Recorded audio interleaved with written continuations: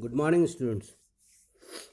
आज हम भारतीय संविधान के अंतर्गत भारत में केंद्र राज्य संबंध central state relations in India पर चर्चा करेंगे। हम सभी जानते हैं कि भारतीय संविधान के अंतर्गत भारत के लिए जो व्यवस्था की गई है वह संघीय व्यवस्था है। संघीय व्यवस्था का अभिप्राय यह है कि शक्ति का विभाजन केंद्र और राज्य के मध्य संविधान के माध्यम से कर दिया गया है। तो हमारे संविधान के 7वीं अनुसूची के अंतर्गत विभिन्न सूचियों के माध्यम से केंद्र और राज्य के बीच शक्तियों का बंटवारा कर दिया गया। लेकिन हम ये बात भी, ये तथ्य भी उल्लेखनीय है कि भारत में केंद्र और राज्य जो संबंध हैं वो केंद्र की ओर झुके हुए हैं। केंद्र को काफ़ी मजबूत बनाने की कोशिश की गई है और इसके पीछे तर्क ये दिया जाता है कि भारत के संघ बनने की जो विधि है वो अमेरिका, जो एक आदर्श संघीय व्यवस्था मानी जाती है, उसके संघ बनने की विधि से विपरीत है, अपोजिट है। जब वहाँ केंद्रोन्मुख प्रवृत्ति के द्वारा संघ का निर्माण हुआ है, जहाँ छोटे छोटे राज्यों ने मिल करके अपने संप्रभुता का त्याग करके एक मजबूत संघ, एक शक्तिशाली संघ का निर्माण करने का प्रयास किया ताकि वह अंतर्राष्ट्रीय स्तर पर अपने आप को सुरक्षित महसूस कर सकें, अपनी सुरक्षा सुनिश्चित कर सकें, साथ ही साथ जो है राज्यों का आर्थिक विकास हो सके, राज्यों में जो अनुसंधान या विकास की गतिविधियां हैं उनका फ़ायदा पूरे क्षेत्र के लोगों को हो। तो इस प्रकार से वहाँ जो संघ का निर्माण हुआ वो छोटे छोटे राज्यों ने अपनी आकांक्षा, अपनी आवश्यकता को पूर्ण करने के लिए अपनी संप्रभुता का त्याग करके किया। ठीक भारत में ठीक उसके विपरीत भारत एक विशाल राष्ट्र के रूप में हमेशा से रहा है। जब भारत स्वतंत्र हुआ तो उसके पश्चात, हालांकि ये प्रवृत्ति स्वतंत्रता से पहले से चली आ रही थी कि भारत विविधताओं से परिपूर्ण देश है, इसलिए उन विविधताओं के आधार पर उन विविधताओं को कंजर्व करने के लिए तथा उसके साथ ही साथ प्रशासनिक दृष्टिकोण से, आर्थिक विकास के दृष्टिकोण से, अन्य सुविधाओं के दृष्टिकोण से एक विशाल भारतीय राष्ट्र को जो है वो एक संघ का रूप दिया गया और छोटे छोटे राज्यों में विभक्त कर दिया गया। तो लेकिन संघ बनाते समय यह ध्यान रखा गया कि जो राज्य है, जो इकाइयां हैं, वो इतनी मजबूत ना हो जाएं कि वो संघ को विघटित करने का या संघ को तोड़ने का प्रयास करें। इसलिए संघ को मजबूत रखने का प्रयास किया गया और उसकी झलक जो है वो संविधान में स्पष्ट दिखाई देती है। और इसी के कारण जो है भारतीय संविधान के संदर्भ में जो संघीय संरचना है उसको स्वरूप में तो संघात्मक कही जाती है, परंतु आत्मा में एकात्मक कही जाती है। उसी को हम देखेंगे किस प्रकार से सेंटर स्टेट रिलेशन में भी पड़ला जो है वो सेंटर की ओर, केंद्र की ओर बहुत अधिक झुका हुआ है। तो इसको 3 आधार पर हम बांट करके देखने का प्रयास करेंगे: विधायी संबंध, प्रशासनिक संबंध और वित्तीय संबंध। सर्वप्रथम देखें विधायी संबंध। विधायी संबंध में विधायिक अधिकार के लिए संविधान में 7वीं अनुसूची में 3 सूची की व्यवस्था की गई है। पहला है फेडरल लिस्ट या संघीय सूची, जिसमें आज के दिन में 99 विषय हैं। 99 items are placed in this, over which center has exclusive right to frame the laws, to enact। तो इस संदर्भ में क्या है कि संघ में अधिक से अधिक विषय जो है वो शामिल किए गए हैं और उस पर विधायी अधिकार जो है वो केंद्रीय संसद को प्रदान किया गया है। दूसरी जो लिस्ट है वह है समवर्ती सूची या कंकरेंट लिस्ट। इसमें लगभग 49 के आसपास विषय शामिल किए गए हैं या उससे भी अधिक संभवतः 49 से अधिक 53 के लगभग आज के दिनों में उसमें विषय हैं। इन विषयों पर दोनों ही स्तर पर विधान निर्माण किए जा सकते हैं। केंद्र के स्तर पर भी विधान निर्माण किए जा सकते हैं और राज्य के स्तर पर भी विधान निर्माण किए जा सकते हैं। परंतु यदि केंद्र और राज्य के बीच विधियों को लेकर के किसी प्रकार का विरोधाभास हो तो फिर केंद्र के द्वारा बनाई गई विधि ही जो है मान्य होगी और राज्य के द्वारा बनाई गई विधि के प्रावधान उस सीमा तक निरस्त समझे जाएंगे जिस सीमा तक वो केंद्र के प्रावधानों को, केंद्र के द्वारा बनाए गए विधान के प्रावधानों का विरोध करते हैं। तीसरी लिस्ट है राज्य सूची, जिसमें कम आइटम जो है आज के दिनों में around 63 items have been placed. Originally 67 items were there. 67 विषय ओरिजिनली रखे गए थे। इन पर जो है राज्यों के विधानसभाओं को अधिकार है कि वह इन विषयों पर कानून का निर्माण करें। परंतु इस संदर्भ में एक उल्लेखनीय विषय यह है कि एक तो संघ के सूची के मुकाबले राज्य की सूची में कम विषय रखे गए हैं और दूसरी इन राज्य सूची के इन विषयों पर राज्य का जो है पूर्ण अधिकार भी नहीं है। बहुत सारे ऐसे अपवाद हैं जो राज्य की सूची पर भी राज्य के अधिकार जो है वो छीनता है या राज्यों को अपने अधिकारों से वंचित करता है। उसमें सबसे पहला प्रावधान है आर्टिकल 249। 249 के अंतर्गत प्रावधान है कि राज्यसभा के द्वारा यदि 2/3 बहुमत से इस आशय का प्रस्ताव पारित कर दिया जाए कि राज्य सूची में लिखे गए विषय, वर्णित विषय अब राष्ट्रीय महत्व के हो गए हैं, तो ऐसा करने के पश्चात उस विषय पर कानूनी निर्माण का अधिकार केंद्र को मिल जाता है। नंबर 1। नंबर 2, आर्टिकल 250, यदि आपातकाल की घोषणा हो गई है तो संपूर्ण राज्य की सूची पर विधान निर्माण का अधिकार केंद्रीय संसद को प्राप्त हो जाता है। आर्टिकल 252, यदि 2 या 2 से अधिक राज्य अपने राज्य सूची में वर्णित विषय पर कानून निर्माण हेतु केंद्र से आग्रह करते हैं तो केंद्र उस पर कानून बनाता है और वह उन राज्यों को मान्य होते हैं जिन्होंने रिक्वेस्ट किया है, जिन्होंने ऐसा आग्रह किया है। उस तरह के बनाए गए विधान दूसरे राज्य भी अपनी सहमति से उसको अपने यहाँ लागू कर सकते हैं। इसके अलावा 253, इसके अंतर्गत यदि भारत चूंकि अंतर्राष्ट्रीय नीति या विदेश नीति एक्सक्लूसिवली जो है वो केंद्र का क्षेत्राधिकार है, यदि केंद्रीय सरकार ने किसी अन्य देश के साथ या कई अन्य देशों के साथ या बायलैटरल हो या मल्टीलैटरल एग्रीमेंट किया हो किसी विषय पर और वो विषय जो है वो राज्य सूची में है, तो ऐसे विषय पर कानून निर्माण का अधिकार जो है वो केंद्र को मिल जाता है।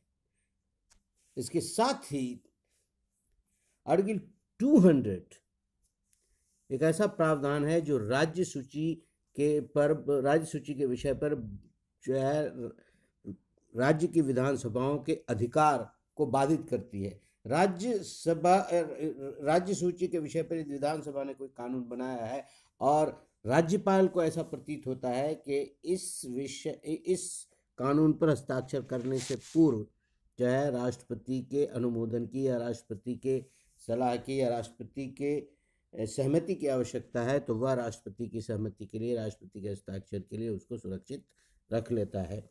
तो इस प्रकार से आप देखेंगे कि राज्य सूची में पहले ही एक तो बहुत कम विषय रखे गए और उन विषयों पर भी जो है राज्य को एक्सक्लूसिव अधिकार नहीं दिए गए हैं, बल्कि बहुत सारे प्रावधान हैं जिसमें कारण जो है राज्य सूची के विषय पर भी केंद्र को अधिकार है कानून बनाने का। तो इसमें कंपैरेटिवली या तुलनात्मक रूप से आप अध्ययन करें तो देखिए संघीय सूची में एक तो अधिक विषय है, दूसरा जो संवर्ती सूची है वो भी इनइफेक्टिव, वास्तव में राज्य को उसमें कोई अधिकार नहीं है, वो भी केंद्र के पास है, और राज्य सूची में जो विषय हैं वह भी जो है विभिन्न परिस्थितियों में केंद्र के पास पहुंच जाते हैं। इसके अतिरिक्त यदि विशिष्ट सूची है वरना अवशिष्ट सूची, जिस जो ऐसा कोई विषय है जो इन तीनों सूचियों में लिखे जाने से रह गया हो या उल्लेख किए जाने से रह गया हो, अवशिष्ट सूची है ना, वह विषय भी केंद्र के पास ही है।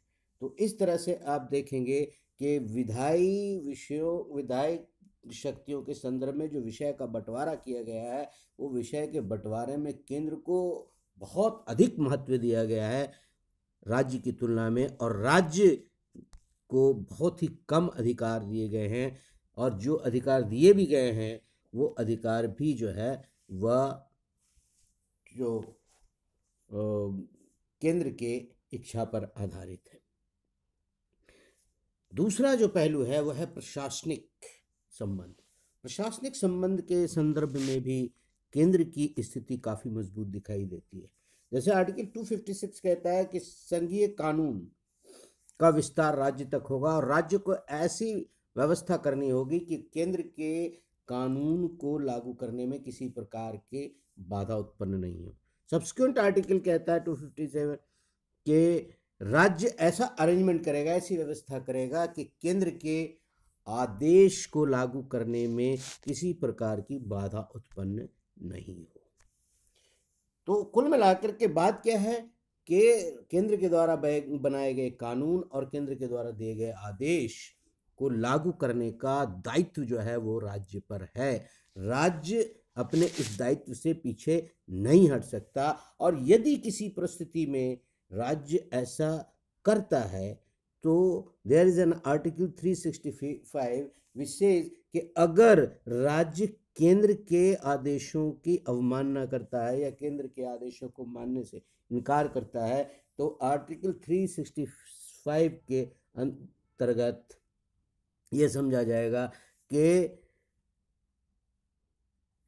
राज्य में कानून और व्यवस्था की स्थिति नहीं है, या कानून और व्यवस्था संविधान के या विधान के अनुरूप नहीं चल रहा है, और तब जो है 356 के अंतर्गत राष्ट्रपति शासन लागू किया जा सकता है। इसके साथ ही आप देखें कि राज्य में एक राज्यपाल की व्यवस्था है।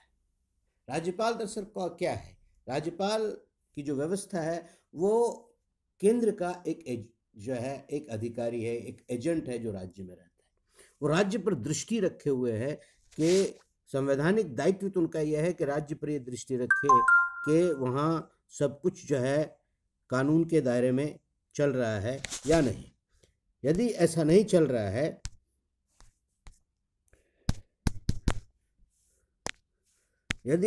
रहा है तो इसकी सूचना जो है वो केंद्र को दे, और केंद्र जो है इस संदर्भ में जो है उचित निर्णय लेने का कार्य करे। लेकिन प्राय होता क्या है कि वहाँ वह केंद्र के एक एजेंट के रूप में काम करता है, और मौका मिलते ही वह राज्य की सरकार को, यदि राज्य की सरकारें केंद्र के विरोधी सरकार हैं या वही सरकार नहीं है, या राज्य की सरकार उस दल की सरकार है जिसकी सरकार केंद्र में नहीं है, तो उसे हमेशा डिस्टेबलाइज करने की कोशिश करती है। और उसके लिए सबसे कंट्रोवर्शियल जो आर्टिकल है उसका इस्तेमाल किया जाता है, और वह है 356 के अंतर्गत क्या है, यदि राज्यपाल इस आशय का सलाह केंद्र को भेजता है कि राज्य में कानून व्यवस्था की स्थिति नहीं है और वहाँ पर जो है राष्ट्रपति शासन लगाने के लिए उपयुक्त जो है अवसर है, तो केंद्र जो है वहाँ राष्ट्रपति शासन लगा देती है, और उसका कंसिक्वेंस ये होता है कि वहाँ जो है राज्य की सरकार बर्खास्त कर दी जाती है, राज्य के प्रशासनिक अधिकार जो है वो केंद्र राज्यपाल को सौंप देता है, और विधायी अधिकार, संपूर्ण विधायी अधिकार जो है वो केंद्र के पास चले जाते हैं। तो ये अरेंजमेंट है प्रशासनिक संबंध के। इसके साथ ही साथ देखते हैं कि भारत में अमेरिका से भिन्न, अमेरिका में जो है केंद्र को कानून को लागू करने के लिए और राज्य को कानून को लागू करने के लिए अलग अलग व्यवस्था है, अलग अलग प्रशासनिक तंत्र हैं, परंतु भारत में एकहरी प्रशासनिक व्यवस्था है जिसमें केंद्र और राज्य दोनों के कानून को लागू करने का दायित्व है। लेकिन इस पूरे एडमिनिस्ट्रेटिव चेन में जो ऊपर के अधिकारी हैं, उच्च अधिकारी हैं, वो अखिल भारतीय प्रशासनिक सेवा के अधिकारी, और जो पुलिस सेवा है, जो पुलिस बल है जिसकी सहायता से शांति व्यवस्था स्थापित करने का कार्य किया जाता है, वो उसमें जो उच्च अधिकारी हैं वो अखिल भारतीय पुलिस सेवा के अधिकारी। ये अधिकारी कार्य तो करते हैं राज्य में, परंतु ये इनका अपॉइंटमेंट, इनके वेतन भत्ते, ये सारी चीज़ें जो है वो केंद्र के द्वारा की जाती है और ये केंद्र के अधिकारी समझे जाते हैं। ये कार्य करते हैं राज्य में। राज्य में कानून व्यवस्था को बनाए रखने वाली या कानून को लागू करने वाली जो संस्था है उसके ये सर्वे सर्वा होते हैं, इसके मुखिया होते हैं, परंतु इनकी लॉयल्टी जो है वो केंद्र के प्रति है, राज्य के प्रति नहीं है। तो इस प्रकार इन अधिकारियों के माध्यम से भी केंद्र राज्यों पर एक प्रभावी प्रशासनिक नियंत्रण रखता है। कुल मिलाकर के आप ये समझें कि प्रशासनिक संबंध के संदर्भ में भी जो है पड़ला केंद्र का अत्यधिक भारी है। केंद्र जो है राज्य पर एक प्रभावी नियंत्रण रखता है और किसी भी परिस्थिति में राज्य के पास ऐसी कोई स्थिति नहीं है कि वह केंद्र के आदेशों की अवहेलना कर सके। तीसरा पक्ष है वित्तीय संबंध। वित्तीय संबंध, फाइनेंशियल रिलेशंस, इसमें भी राज्य की स्थिति अत्यंत जो है खराब है। प्रथम तो यह कि जितने भी अधिक वित्त जनरेट करने वाले जो विषय हैं या क्षेत्र हैं वो सभी के सभी संघीय जो है सूची में शामिल किए गए हैं। थोड़े बहुत विषय जो है वो राज्य सूची में शामिल किए हैं जिससे जो है वित्त की व्यवस्था हो सकती है। तो इसलिए पहले ही बहुत कम विषय जिससे वित्त का संबंध है राज्य को सौंपे गए हैं। समवर्ती सूची में जो है कोई वित्तीय विषय शामिल नहीं किए गए। इसके अतिरिक्त जो व्यवस्था की गई है कि केंद्र अधिकतर समय केंद्र के द्वारा जो है कुछ क्षेत्रों में टैक्स लगाए जाते हैं, लेकिन राज्य के द्वारा वो कलेक्ट किए जाते हैं और राज्य के द्वारा रखे जाते हैं। लेकिन अधिकतर जो टैक्स की व्यवस्था उसमें केंद्र के द्वारा ही लगाए जाते हैं, केंद्र के द्वारा ही वसूले जाते हैं। केवल शेयर किया जाता है, डिस्ट्रीब्यूट किया जाता है राज्य और केंद्र के बीच में। लेकिन इन डिस्ट्रीब्यूशन के मैकेनिज्म में बहुत जो है राज्य की स्थिति बहुत ही खराब है और इसका दृष्टांत यहाँ से मिलता है कि केंद्र और राज्य के बीच राजस्व बंटवारे के लिए जो फॉर्मूला है वो तय करने का काम जो है वो वित्त आयोग का है, फाइनेंस कमीशन का। और ये फाइनेंस कमीशन को नियुक्त करने का जो है वह कार्य जो है केंद्र सरकार के द्वारा ही किया जाता है और इसका पूरा नियंत्रण भी केंद्र सरकार के पास ही है। तो इस तरह से जो है केंद्र और राज्य के बीच राजस्व का जो बंटवारा है उसमें जो है केंद्र की स्थिति अत्यंत मजबूत दिखाई देती है। इसके अतिरिक्त जो है केंद्र अनुदान देता है, ग्रांट्स इन एड। राज्यों को अपनी स्थिति जो है उनके वित्तीय स्थिति को सुधारने के लिए या वित्तीय स्थिति को काबू में रखने के लिए राज्य समय समय से ग्रांट्स इन एड देता है। उसमें वह केंद्र जो है काफ़ी शक्तिशाली है क्योंकि केंद्र जिसको चाहे और जितना ग्रांट दे सकता है, ये केंद्र की इच्छा पर आधारित है। एक और चीज़ है केंद्रीय पोषित, सेंट्रली स्पॉन्सर्ड स्कीम है। बहुत सारे स्कीम जो है केंद्र के द्वारा जो है बनाए जाते हैं और राज्यों में लागू किए जाते हैं। राज्य यदि उन स्कीमों को लागू करता है तभी उसको वह जो है वित्त या जो धन है वो आवंटित किए जाते हैं। यदि कोई राज्य उससे सहमत नहीं है और उसकी जगह कोई दूसरी योजना क्रियान्वित करना चाहता है तो उसके लिए वह स्वतंत्र नहीं होगा। उसे केंद्र के अधीन ही केंद्र के योजना जो बनाई गई है उसी को उसी रूप में, जिस रूप में केंद्र ने बनाई है उसी रूप में उसे लागू करना पड़ेगा। इसके अतिरिक्त राष्ट्रीय विकास आयोग, नेशनल डेवलपमेंट काउंसिल है, उसमें भी जो है केंद्र की भूमिका अत्यंत महत्वपूर्ण है। तो इस और यदि मार्केट से या अंतर्राष्ट्रीय स्तर पर जो है वो लोन या उधार लेने की बात है, उसमें भी जो है केंद्र की भूमिका अत्यंत महत्वपूर्ण है। केंद्र जो है वो मार्केट से कभी भी जो है लोन उठा सकता है, परंतु राज्य केंद्र की सहमति के बिना ऐसा कुछ नहीं कर सकता। तो इस तरह से आप देखेंगे कि वित्त के संदर्भ में भी राज्य की स्थिति अत्यंत दयनीय है, और हर समय राज्य जो है अपने स्कीमों के लिए, अपने व्यय के लिए जो है केंद्र के सामने खड़ा दिखाई देती है। हर समय जो है राज्य केंद्र के पास अपने विशेष पैकेज की मांग करता हुआ दिखाई देता है। ये सारी चीज़ें ये दर्शाती है कि वित्तीय संदर्भ में दायित्व तो राज्य का है, अधिक लोक कल्याण का दायित्व राज्य का है, कानून व्यवस्था का दायित्व राज्य का है, परंतु उसके पास जो है पर्याप्त धन की व्यवस्था दिखाई नहीं देती। तो इस प्रकार से सेंट्रल स्टेट रिलेशन जो देखेंगे तो वो केंद्र की तरफ झुका हुआ। और भी बहुत सारे जो है इसमें एलिमेंट हैं, जैसे चुनाव आयोग है, जैसे कंट्रोलर एंड ऑडिटर जनरल है, इन जैसी संस्थाएं हैं, सीबीआई जैसी संस्थाएं हैं। ये सारी संस्थाएं कार्य तो राज्यों में करती हैं, राज्यों का भी नियंत्रण करती है, राज्यों में भी अपने दायित्वों का इंजाम देती है, लेकिन संपूर्ण नियंत्रण जो है वो केंद्र के पास है। केंद्र ही इसका अपॉइंटमेंट करता है और केंद्र ही इसे उसके पद से हटाने का कार्य भी कर सकता है। तो कुल मिलाकर के राज्य और केंद्र के संबंध की जहाँ बात आती है, वहाँ भारत में केंद्र की स्थिति अत्यंत मजबूत है, अत्यंत शक्तिशाली केंद्र जो है दिखाई देता है। और इसीलिए यहाँ पर जो संघीय संरचना की प्रकृति है उसको हम केंद्र की ओर झुका हुआ, या फिर इसकी आत्मा एकात्मक है, ऐसा कहते हैं जो उचित है। आज इतना ही।